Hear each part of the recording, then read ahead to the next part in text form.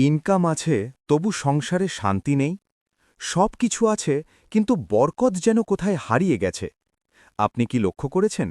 Income আছে তবু সংসারে শান্তি নেই, খাবার আছে তবু তৃপ্তি নেই, সব আছে মনে হয় কিন্তু বরকত নেই। আজ আমি বলবো সংসার থেকে বরকত কেন উঠে যায় এবং কোরআন ও হাদিসে এর সমাধান কি। বরকত কেন চলে যায়?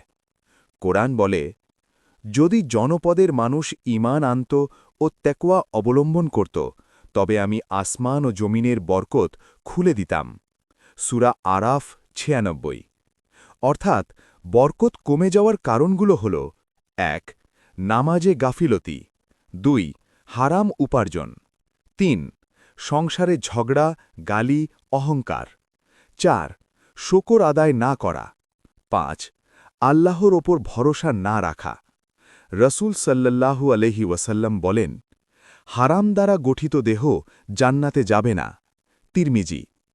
হারাম ইনকাম শুধু টাকা নষ্ট করে না, পুরো পরিবার থেকে বরকত তুলে নেয়। বরকত ফিরিয়ে আনার কোরআনই সমাধান। আল্লাহ বলেন, তোমরা যদি শকর করো, আমি অবশ্যই তোমাদের বাড়িয়ে দেব। সূরা ইব্রাহিম ৭। প্রতিদিন বলুন, আলহামদুলিল্লাহ। খাবারে, কষ্টে, অল্পে, সব অবস্থায়। হাদিস অনুযায়ী বরকত বাড়ানোর আমল।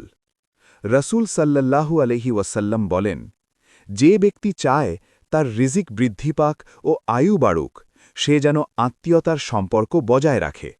বুখারী, মুসলিম।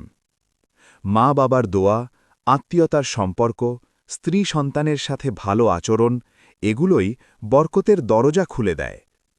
৩টি শক্তিশালী আমল ডেইলি। ১. ফজরের নামাজ জামাতে। ২. প্রতিদিন অন্তত ১০০ বার ইস্তিগফার, আস্তাগফিরুল্লাহ। ৩. ঘরে ঢোকার সময় বলুন, বিসমিল্লাহি ওয়ালাজনা। রসুল সাল্লাল্লাহু আলাইহি ওয়াসাল্লাম বলেন, যে ঘরে আল্লাহর নাম নিয়ে প্রবেশ করা হয়, সেই ঘরে শয়তান প্রবেশ করতে পারে না।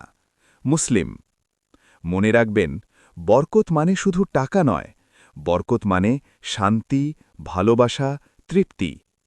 আজই ফিরে আসুন আল্লাহর দিকে, কারণ আল্লাহ যাকে বরকত দেন, তার অল্পই অনেক হয়ে যায়। ইয়া আল্লাহ, আমাদের সংসারে বরকত দান করুন। আমিন।